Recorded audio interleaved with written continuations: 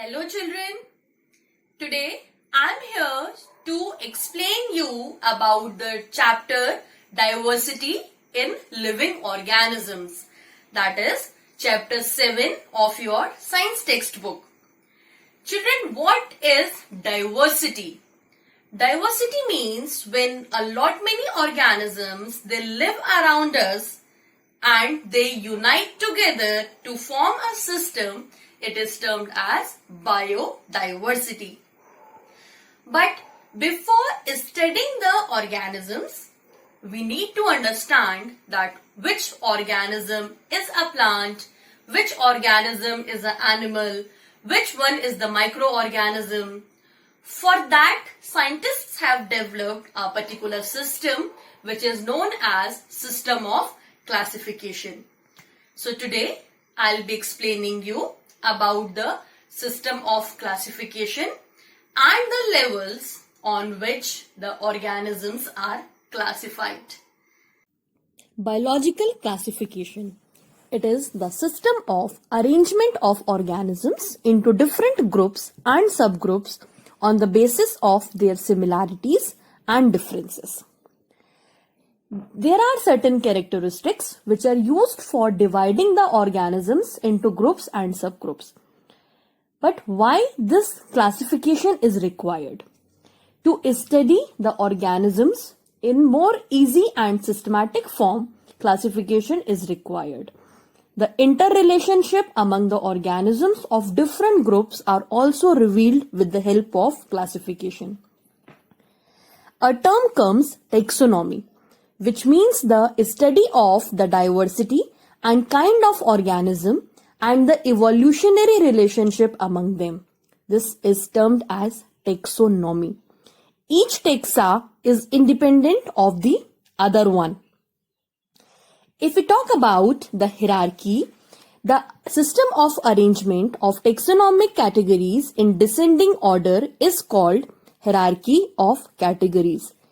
Linnaeus has introduced this system and thus it is known as Linnaean hierarchy. When we classify the living organisms, it is important to keep phylogenetic classification in mind. It is the system of classification which is based on number of characteristics and also shows the evolutionary relationship among them. If we talk about the 7 levels of taxonomic classification, so it includes kingdom, phylum, class, order, family, genus, and species. How these 7 levels are different from each other? Firstly, if we'll talk about the kingdom, so kingdom is the highest category in the biological classification. Each kingdom is different from one another, but they possess certain features on the basis of which organisms are placed in that kingdom. For example, Monera, Protista, plant, animals, etc. So the highest category which cannot be further divided is termed as kingdom. Like our school. So our school is a kingdom. And then we are further classified according to our different levels of hierarchy. As you can see, kingdom includes kingdom Animalia. It includes kingdom plant, it includes kingdom Monera, and also Protista. Next thing which comes into existence is about phylum or division. Phylum, the term is used in case of animals and division is used in case of plants. It is the second largest category of classification after kingdom. This possesses all the characteristics of the kingdom and some specific characteristics of the particular phylum, or we can say the correlated characters. For example, phylum Chordata, Annelida. In case of plants division, Bryophyta, Pteridophyta. The next level is class. It comes between division or phylum and order. The organism of a particular class possess the characteristics of kingdom, division or phylum, and some specific characteristics of the class. For example, Mammalia, Aves, Amphibia, etc. All these groups, they have got certain particular similar characters. Like Mammalia, all the organisms bear mammary glands, which allows them to feed their young ones. If we talk about order, so the group of closely related families is called order. It is below class and above family. For example, cats belong to family Felidae and dogs belong to family Canidae. These families are assigned to the order Carnivora as they have large canine teeth and are flesh eaters. Other examples of order are Primata, Palimoniales, Holotrica, etc. So the group of organisms which feed on flesh comes under Carnivora. If we talk about family, so it is the group of some related genera.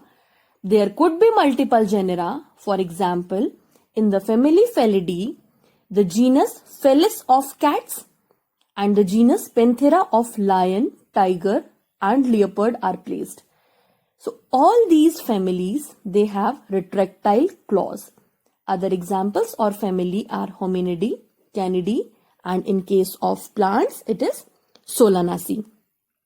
So family means when the genera are similar to each other. If we talk about genus, it is the group of related species which belongs to a common ancestry. For example, Panthera, Homo, Mangifera. Like all the organisms which belongs to the genus Panthera, they will be having certain similar characteristics like lion, tiger, ursus. It has got similar characteristics. If we consider genus, so it is about the correlation in the species. The next level which comes into existence is about species. The lowest category regarded as the basic unit of classification is called species. Individuals which resemble each other morphologically, that is physically, and they can breed among themselves, but they do not breed with others. They all belong to the same species. We can define species as organisms of a particular kind having similar characteristics and can interbreed amongst themselves. So the level of classification is kingdom, phylum division, class, order, family, genus, species. Then names also are to be given. So scientific names, it includes genus and species. The first name is always given to the genus and the second name to the species. If we are writing, then we need to write in the italics. And if we are writing manually, then it has to be underlined separately. As you can see in the example, if we want to write about Homo sapiens, then we need to underline Homo and sapiens individually. So it was all about the 7 levels of taxonomy. As you can see, if we talk about lion, it belongs to Animalia, phylum Chordata, class Mammalia, order Carnivora, family is Felidae, genus Panthera, and the species is. I hope that you have understood the concept. In my coming video, I'll be meeting you with the topic Kingdom Monera and Kingdom Protista. Till then, bye bye. Have a good day.